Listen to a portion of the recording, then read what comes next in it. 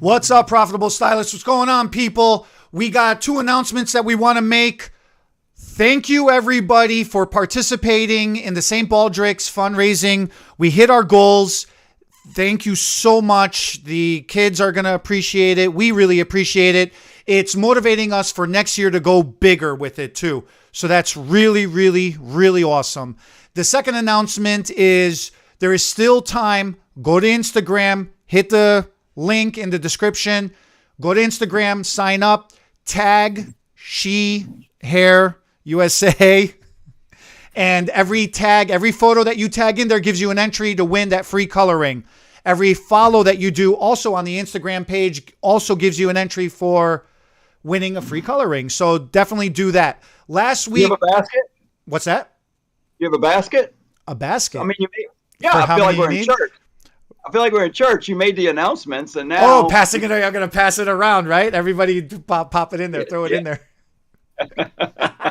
Yeah, last week, guys, something was glitching. YouTube, maybe our internet. We don't really know. Yeah, we were told, cut it down, stop it. So if you were watching us last week, sorry about that. We're going to get back started today and tell you, don't do what you've always done. That should be the title. What is the title of this video? That is, are you using the wrong extensions? Oh, okay.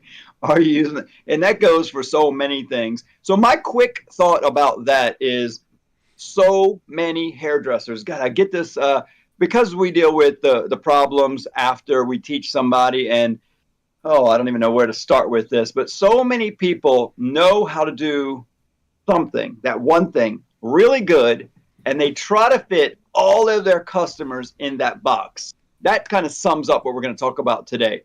And so to me, I just want to say, if you only know how to do, and I'm going to pick on the most talked about extension in the market today, hand-tied hair extensions. You go to this class, you pay too much to learn how to do a very lengthy, tight, uncomfortable service. For the most part, it's really, really tight on the head, and they're just better extensions out there. But let's say you learn not. Some people just like signed off. Because, are you doing your own thing we're telling people not to do right now?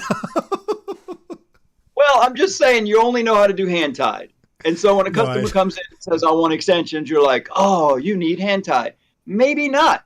That's my point. Yeah. Maybe you just say no. Maybe the technique that you do is not the best technique for the client today. I mean, it could be foil highlights. You know, we're talking about hair extensions, but it could be foil highlights. You only know one technique, but this client needs something different, and you just don't know that different. It's okay to say no, refer them to another stylist in the same salon, a whole other salon.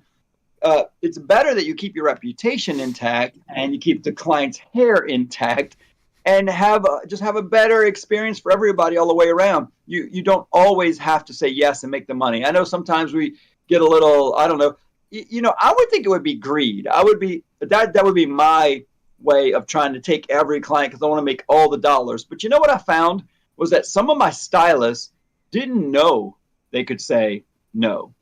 They didn't even know.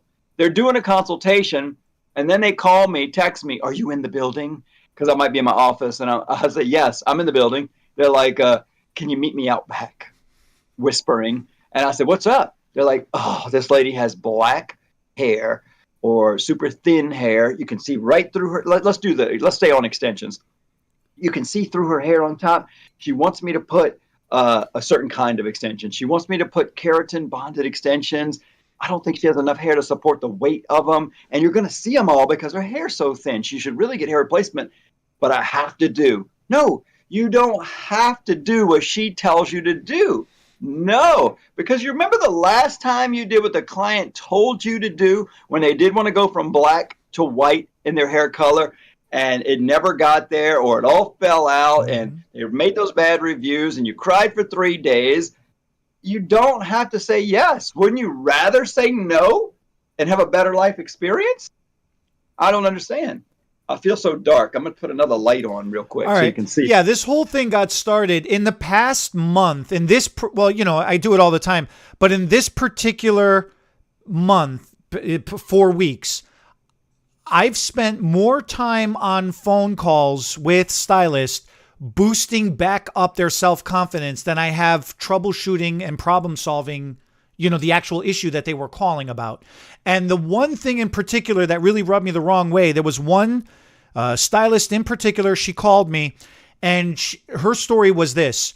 She did extensions on her client. The client was at another shop with her girlfriend. Her girlfriend was getting her hair done, and she was just hanging out with her, right? And one of the stylists at the other shop came over and gave her a consultation as a complimentary consultation, whatever. Just playing the game. And that's fine. That part is fine. I don't have issue with that. The girls, the other stylist was hustling. What I do have issue is this. She saw that the client had hair extensions and told the client, I can't believe you still have this type in your hair. All your hair is going to fall out. Whoever did this to you doesn't know what the hell they're doing. Right. You should, I do this. This is what everybody does. Nobody gets this anymore. Nobody does this. And so the client freaked out, came back to the stylist, told the stylist, like, what did you do to me? The stylist is now, like you're saying, in the back room on the phone with me going, what the hell do I do with this? What did I do wrong? Right. Yeah. And now you've got a client with low self-esteem who they didn't know enough to know that what they had was okay, and that there's tons of techniques, and many of them are okay for different reasons, and maybe 3 different techniques would have been okay for that client. It was so wrong of the hairdresser ignorantly to say you have the wrong thing, and so unprofessional. And then you've got the client who doesn't know, and that's okay because they don't know, but maybe a little more education from the stylist that what you have is great. There are other techniques. Some are not good. A few are good. This is the one I think is best. And then you've got the hairdresser who apparently is newer. So she or he doesn't have a lot of self-esteem or confidence in the technique because they're new at it. They don't have enough good experiences. And then you get one like that. They're just like, maybe I don't do extensions at all. This is terrible. But you've got to have a little backbone and know that what you're doing is good and just kind of back it up. That's just so wrong on all those different levels. So many different levels. If you know one technique that you're comfortable with, that's okay. But what's not okay is you're trying to force that one technique onto every single person at the cost of potentially the client's hair, potentially trashing the industry, trashing yourself, or trashing anybody else for that matter. Right. So that's the 2 big no-nos to me. That's a big word in my wife's life right now. That's a no-no because we got that dog that's under a year old who's doing a lot of no-nos. And so I would say that that's a no-no. No trash talking other hairdressers. Doctors do it more these days than they used to, but you should be more professional. You don't talk bad about somebody else's work. You look at it and you're like, you can look at your friends and roll your eyes and be like, come see, this is interesting. Talk about it later, like we do so well in the hair industry. That's what we're supposed to do, gossip behind their back. Right. Don't make them feel terrible right in front of their face. That is terrible. I mean, even if it is bad, it probably wasn't even bad and they were trash talking it. Can you imagine if it really is bad? I mean, there's still a professional way to go about it and say, I see some broken hairs here. Because in every technique, it can be done wrong. It can be done right. Mm-hmm. It can be in too long. The customers could take better care or worse care of it. And so, yeah, there might be a time where you can look at it and say, it looks like your extensions are ready to come out. Or it looks like you need a few more hairs to support the weight of what's going on.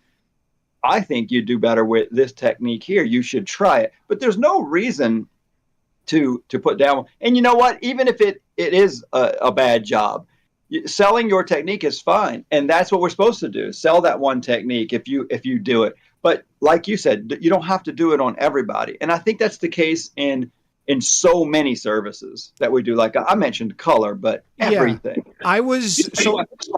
Don't do it. Even at my shop, at my salon, right? One of the clients was sitting in a stylist chair. She called me over. I was in the back cleaning up after a color.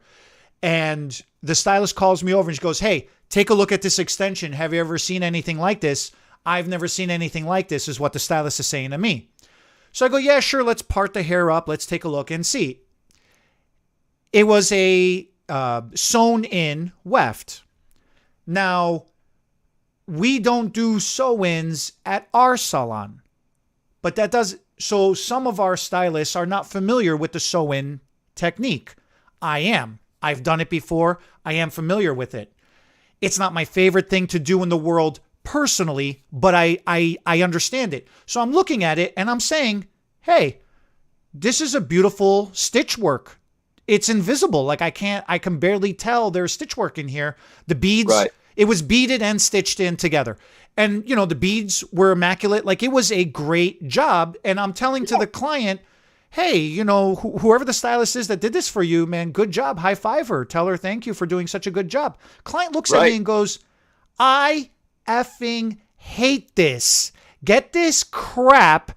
And now I'm, you know, she's being more vulgar. I'm trying to be YouTube thing. No, on the cursing. But, you know, she's screaming. At this point, she's so infuriated that I'm complimenting this job.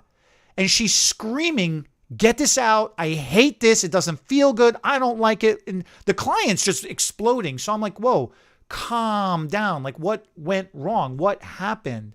You know?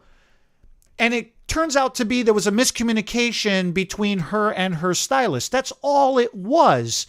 The job itself was fine. But the client, so fast forward, after she calmed down, she's apologizing to me. She's saying, you know what? I'm sorry that I blew up at you. I was wanting you to trash this so I would have a better excuse to tell the stylist, I don't want this anymore. Give me back my money. Get this out of my hair. I want something else. Right. And I'm like, well, I can't because it wasn't a bad job. And even if it was, you know, I wouldn't say it was a bad job. I would say something along the lines of, because I have done this. I've seen bad jobs before. And I have said to the client, look, I understand what was done to your hair. I wasn't there. I don't know what your consultation was and what the vision between you and your client, and what you and your stylist was. Right. But you're here now. And what I can tell you is that I am familiar with a couple of other techniques. I can duplicate this if you want, but I'm familiar with a couple of other techniques that maybe we could try out and you might feel more comfortable with. I don't know, but we need to have our own proper consultation amongst each other because we're not there at the time with the other stylists. We don't know what happened. And there's nothing inherently wrong with hand-tied hair extensions. There's nothing wrong with them. My challenge with hand-tied is that it just takes a very long time to put in. There's a lot of sewing. It's very time-consuming. And there's just faster, easier, healthier options, in my opinion. We're looking at it more from a business evaluation rather than a styling evaluation. Right. And if you want to spend more time and make less money, that's what we do with cuts and color compared to doing extensions. So it's fine.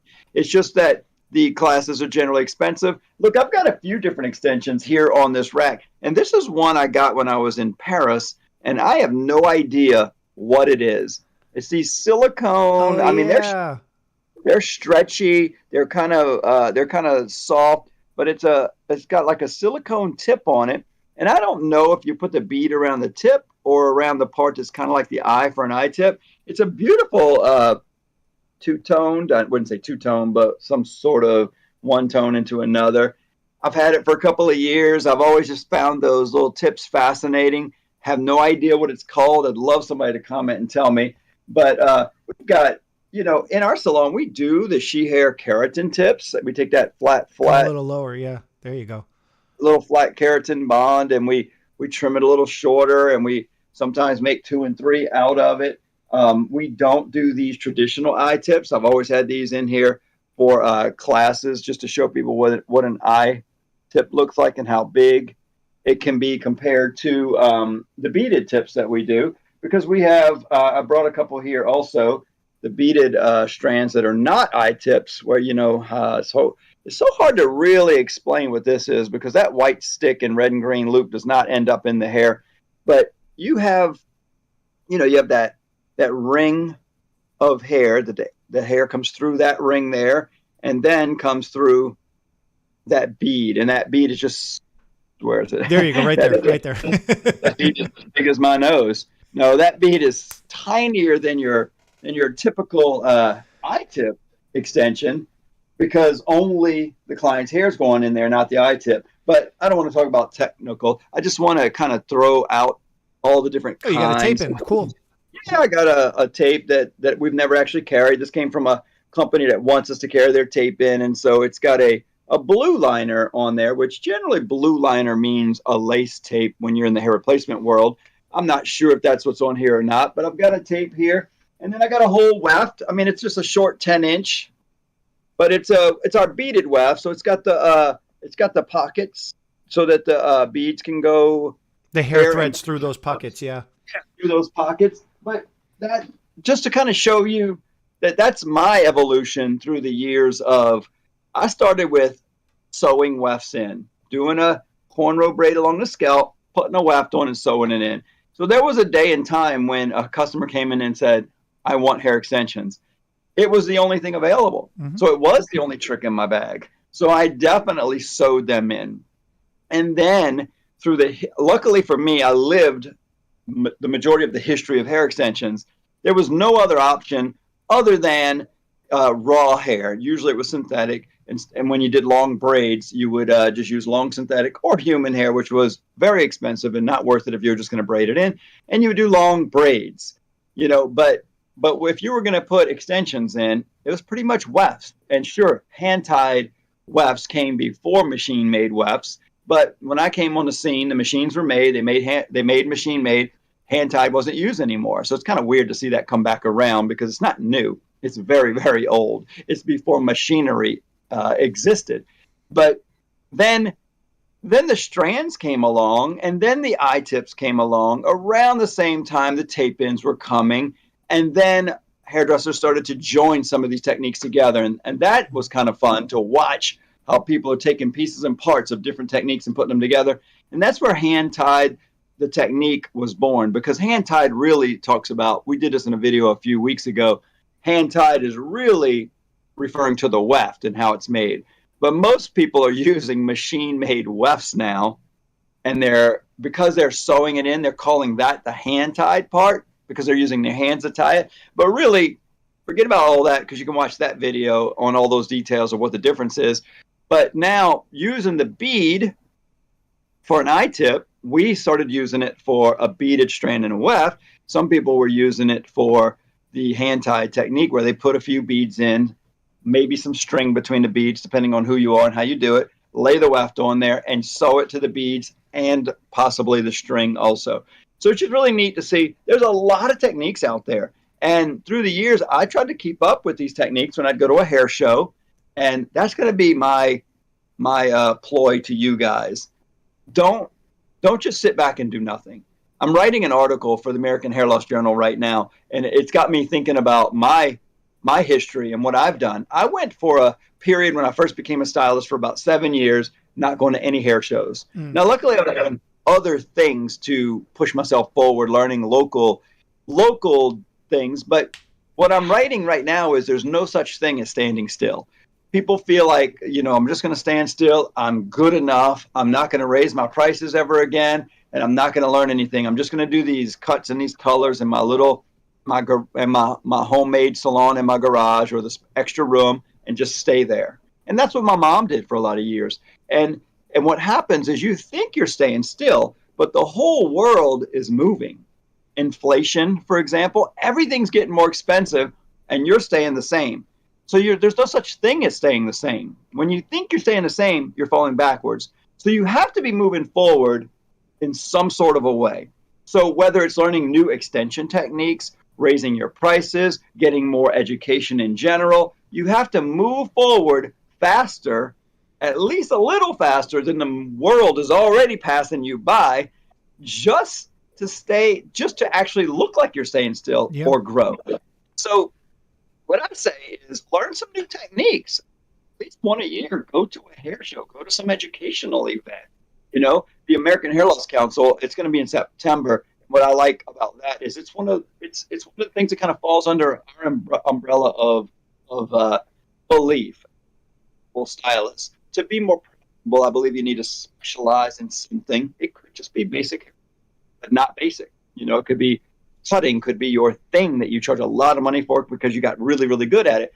Usually it's a service that it's usually that service that not all the other stylists do. Mm-hmm. So it's even easy, like hair replacement, hair extensions, and many other specialty services in our industry. So the American Hair Loss Council, hair loss is the big clue, focuses on helping hairdressers get better at doing hair replacement. Hair extensions is a small part of it, but mostly hair replacement. So I just implore you guys to learn more somehow, somewhere, even if it's just online through, we have Teachable. We have the Profitable Stylist Academy on Teachable. Yeah. Yeah. And so many classes there, but just Nancy Reagan, I think, was the one that started the drug slogan that was just say no. That was her platform. Just say no. Sometimes you have to just say no to the drugs and the clients. There's a lot of always to the drugs and sometimes to the clients. Is that what you're going with, Mister? Yeah. You've never done anything. There's a lot of the stylists that call me, and when they're asking me for help, it doesn't matter what they call me about. Some people will say, I have a hair loss question. Some people say I have a hair color, a styling question, a haircut, extensions. I cover all different types of support because I teach all different types of education. I don't only just teach hair extensions, right? So the thing, what I get the feedback the most is, man, it doesn't matter what we ask you, you always have an answer, or you're always aware of something. Like, how are you always ahead of the curve? And you know me. Because I talk to you all the time, right? I don't know everything. Just kidding. No, go ahead. I read. I literally read so I go like this. Look, I love going online. I don't do social media in the traditional sense how everybody else does social media, but I do my own version of it. So when I go on YouTube, I'll watch the videos that I like to watch. I'll look for the stuff that I prefer to look for. But always, every time, and I do this every time, it's a habit that I've created. It was a hard habit to create. Every time I go on YouTube, so in one day, if I go on there 3 times, I will spend 3 videos. Like, I will find one video about hair in the middle or in the beginning or at the end of looking up all the other stuff. Sometimes I just look up a hair video real quick just to get it out of the way because I'm not in the mood to learn something. I'm in the mood to goof off on YouTube, right? Right. Reddit, whether it's like every time I have to go on Facebook to do something for our private group, I still go on there and look for something else hair related before I start goofing off on something else. Instagram, TikTok. And this is something I tell to the stylists too. When you read nobody reads the newspaper anymore. I'm an old man. But when I look at the newspaper, I actually... What is that you're referring to? What's a newspaper? You don't know what a newspaper? So there was this movie called Better Off Dead. It's an 80s movie. I highly recommend everybody to go watch it. It's John Cusack. There is the paper boy so there's a little kid on his bicycle, riding his bicycle. He's got a paper route. He's got like a little sling and he's throwing the newspapers. It was a great, what was it? An Atari game or a Nintendo game too? I think it was back in the day. Anyways, he keeps following John Cusack's character around. Where's my $2? Because that's how much he gets paid for delivering the papers. He tipped him for his newspaper, huh?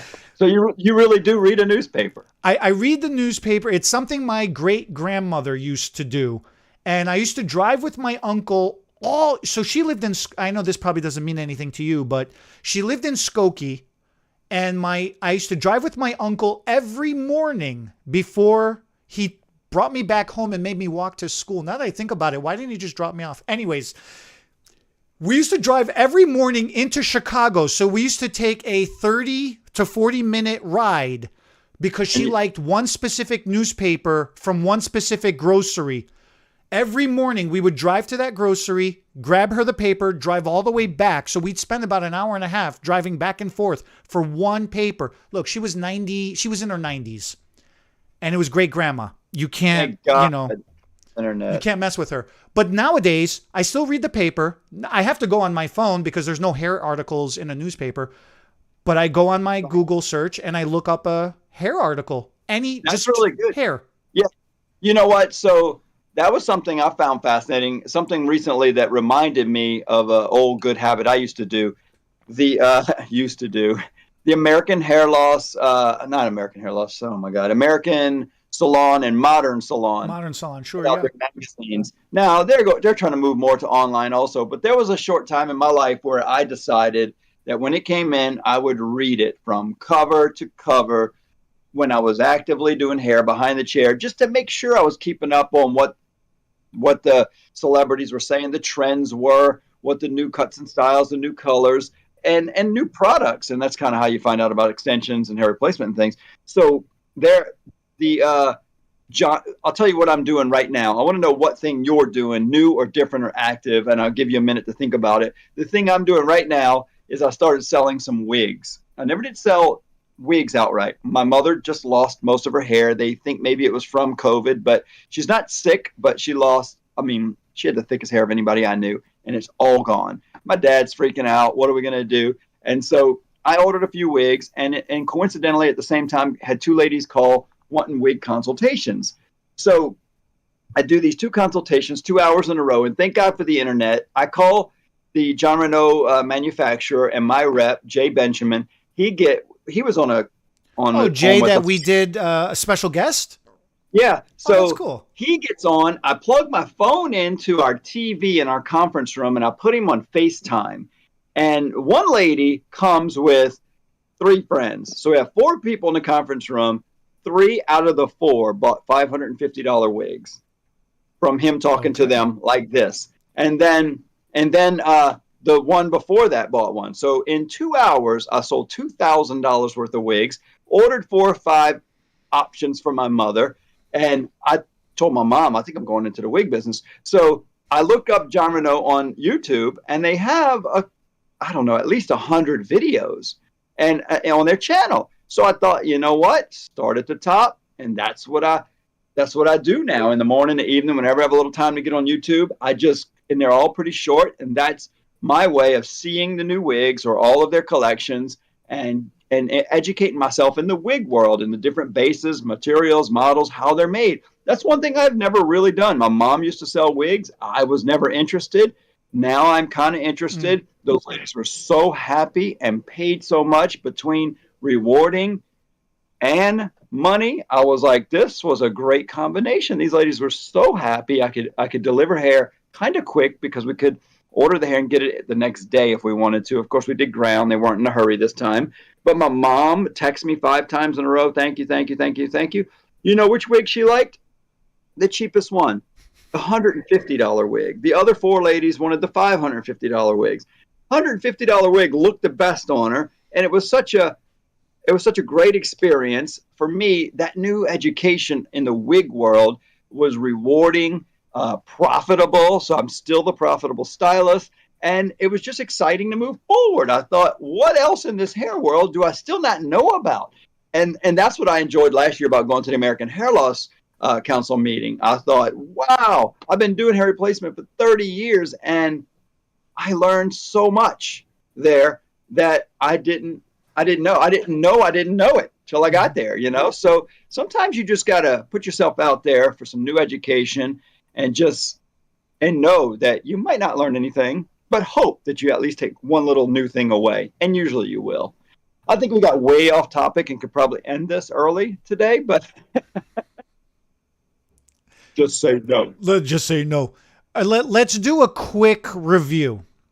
Okay. Let me ask you this question. Oh, I was going to ask you, what are you doing for education? What am I doing for? Yeah. So what I do for education is the new thing that I've been doing that's been driving my education is I've been actually talking a little bit more with the clients. Like actually, when I say talking, this is going to sound so bad. All of my discussions with my clients while they're processing or if I'm styling or whatever I'm doing is always business based. Like I don't, how are the kids? How was your life? You know, where did you buy that from? I don't ask those kind of questions because I don't care. And it doesn't help. I know, like I said, I know it's going to sound bad, but no, it's good to be honest. It doesn't help them maintain their hair at home. That's not, if you're coming to the gossip, I'm not the gossip person. You know me. Me and gossip don't. Are you trying to be a little more gossipy? I'm trying. They love it. Don't they love it? They love to talk about their life. No, well, yeah, they do. They do love to talk about themselves, right? But I'm controlling the gossip like this. What I'm trying to do with people is I'm saying, what do you do to look up hair stuff? Like, how did you find, like, you know, so everybody comes in with their picture of inspiration. I saw this picture. I love this. Can I look like this too? Right? So now my thing is, where did you find that picture? Oh, I found it on Instagram. What did you do before you found that picture? What did you start searching? Like, what rabbit hole did you jump down until you finally got to this? Right. And then whatever they tell me they do, I go look that up, and then I try to discover, what is it about that trend? What is it about that image? What is it about that style? When did that style started? Do I remember when that style started? Do I remember the evolution of that style? Kind of similar to like what you were explaining about the wigs and the wefts and the hair. Cool. And then it brings me to where they're at now. Now I still don't care, but I have a better appreciation of the process. Right. That they came to, like, oh, now this is what they're asking for. This is what they're looking for. And guess what? If this person is looking for this, there's 20 other people that are looking for this. And if 20 other people are looking for this, there is a void out there. There is a need for this somewhere. So now I'm thinking about, do I need to make education videos for this? Would it be beneficial to make tutorial videos for this? I come and talk to you, and I bounce ideas off of you about this. You know, what do you think? So that's what I'm doing new for my education. And it helps you understand how marketing's working better. So you wanted to summarize today. I wanted to summarize. Now, there's so many different techniques out there. Let's do a very quick fire. Let's each of us give ourselves no more than 10 seconds. Okay? Texture, density, and porosity. So, thin, fine, soft hair. Is there any particular extension that's a no-no? No, tape ins. Okay, I agree. Probably hand-tied too. Medium, normal, good condition, regular condition, medium texture, medium density. Anything that's a no-no? I thought you were going to be like, what's a go-go? You saying no-nos. No, that's most extension clients are in the medium category. I think they could all work if you do it correctly. Okay. Thick, coarse, dense. They went to the buffet 3-4 times when they was passing out hair. They're greedy. Any no-nos on those? Oh, God. You know what? Strands and individual strands in any technique aren't going to blend as well as a weft. So most wefts are going to put the thickness and fullness that a person needs. That's hard because I think there's more yeses, but no big no-nos. Okay, spin back around. Thin, fine, soft, compromised, not a lot of density, sparse hair. What's the go-go? The go-go. Keratin. A keratin tip. Bonds. Down to like thirds or fourths or half bonds. Okay. Normal, medium, the average client. What's the go-go? Everything. This is hilarious. I think this is why this might be the other side of the problem of knowing too many techniques. That's interesting because I teach strands and wefts, and I'm so sorry I can't do this quick, but people ask, like, which one should I pick? Well, in some cases, you have 3 options. You pick the one you do the best in this situation. In that situation, right? Yeah, right. And now, thick, coarse, the density, a lot of hair. Greedy hair. Yeah, I think in that case, mostly wefts, no matter what weft you pick, hand-tied wefts, beaded wefts, tied in, sewed in, glued in, is going to give you the most hair for the money because you can buy wefts a lot less expensively and place them a lot quicker. And then maybe some strands are on the sides too. I was going to say, for me, it's a combination. The wefts give you the most coverage because they have that much hair, but you need to sprinkle in some strands somewhere to fill in the gaps. Boy, I like that. You put me on the spot. I had to think a little. All right.